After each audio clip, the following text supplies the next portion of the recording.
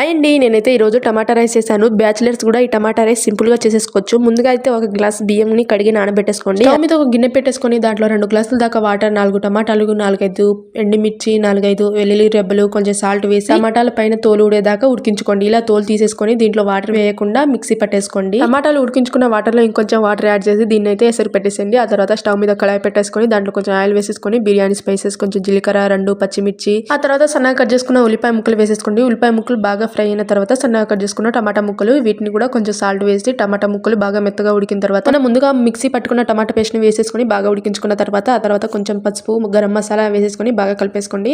ఆ తర్వాత మనం ముందుగా కడిగి నానబెట్టుకున్న బియ్యాన్ని అయితే వేసేసుకోండి. బియ్యం వేసేసుకున్న తర్వాత ఈ విధంగా కలిపేసుకొని ఇందాక మనం ఎసరికి వాటర్ పెట్టేసుకున్నాం కదా, ఆ వాటర్ వేసేసుకోవాలి. ఇక్కడ నేను 1 గ్లాస్ బియ్యానికి 1 గ్లాస్ సగం గ్లాస్ దాకా వేసేసుకున్నాను. ఆ తర్వాత కొత్తిమీర, పుదీనా వేసేసుకోండి. ఇక్కడ సాల్ట్ సరిపోయిందా లేదా అని చెక్ చేసి వేసేసుకోండి. కొంచెం నెయ్యి వేసేసుకోండి. ఆ తర్వాత మూత పెట్టేయండి. మధ్యలో ఒకసారి కలిపేసుకోండి. ఇంతే, ఇంకా సింపుల్ గా టమాటా రైస్ అయితే